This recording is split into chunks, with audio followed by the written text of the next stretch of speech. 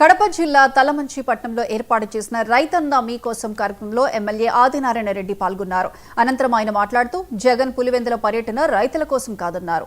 రైతుల కోసం జగన్ ఆలోచించారని విమర్శించారు. కూటమి ప్రభుత్వంలో జరుగుతున్న అభివృద్ధిని జగన్ అడ్డుకోలేరని అన్నారు.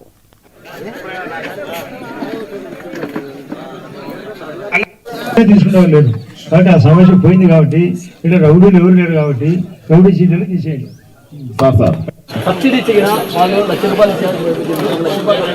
సబ్సిడీ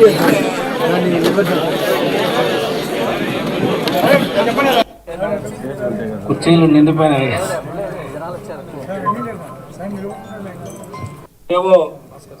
మండల నేను ఇది డిపార్ట్మెంట్ వాళ్ళతో అందరితో క్షుణ్ణంగా గౌరవ కలెక్టర్ గారితో హార్టికల్చర్ ఆఫీసర్ల గారితో మాట్లాడు. మనం ఏమన్నా కరెక్షన్ చేసేదానికి మాకేమన్నా ఉంటే సబ్జెక్ట్ చెప్పమని. ఆ ప్రభుత్వములో చేసిన దానికంటే వాళ్ళు కూడా సీనియర్. ఈ ప్రభుత్వము అరటి రైతులు కూడా సాయం చేసేదానికి సిద్ధంగా ఉంది. 5వ తేదీ నుండి గాడిలో పడుతుంది. పంట మహారాష్ట్రలో ఎక్కువ పండడం వల్ల కానీ కొంత కాయ చెడిపోవడం వల్ల కానీ ధరల యొక్క స్థిరీకరణ జరగలే. ఆ ప్రభుత్వంలో ఏమీ జరగలే. ఈ జగన్ రెడ్డి చెప్పేది ఒకటి నిజం ఉండదు. నో నిజం, అదే జగన్ నిజం. నేను ఈరోజు సాక్షి పేపర్ క్షుణ్ణంగా చదివిన. అంత డూప్ మంచి కోసం పోరాడతారు. తన రాజకీయం కోసం, పదవుల కోసం, మళ్ళీ తిరిగి సంపాదించుకునే దానికోసం వాళ్ళందరినీ కేసులు ఇరికించినాడు. మార్పాడు వాళ్ళ చిన్నాయన ఇరుక్కుంటున్నాడు. వాళ్ళ చుట్టం భూమన కరుణాకర్ రెడ్డి వాళ్ళ చిన్నాయన వియంకుడు ఆయన ఇరుక్కోబోతున్నాడు. సిబిఐ ఎంక్వైరీ స్టార్ట్ అయింది లడ్డు పైన.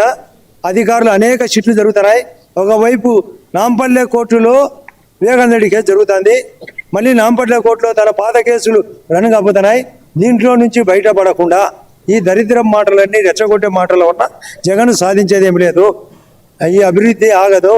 ఈ రైతు సంక్షేమం బ్రహ్మాండంగా సూపర్గా జరుగుతుంది. తను ఆపలేడు. అతని దరిద్రాన్ని అతను ఆపుకోలేడు.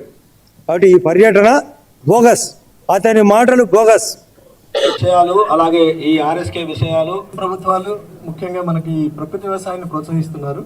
మనకు ముఖ్యంగా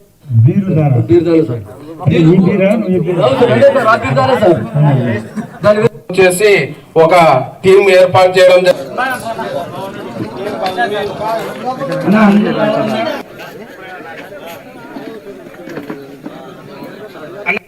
తీసుకునే లేదు కాబట్టి ఆ సమస్య పోయింది కాబట్టి ఇక్కడ రౌడీలు ఎవరు లేరు కాబట్టి రౌడీ సీట్లను తీసేయండి.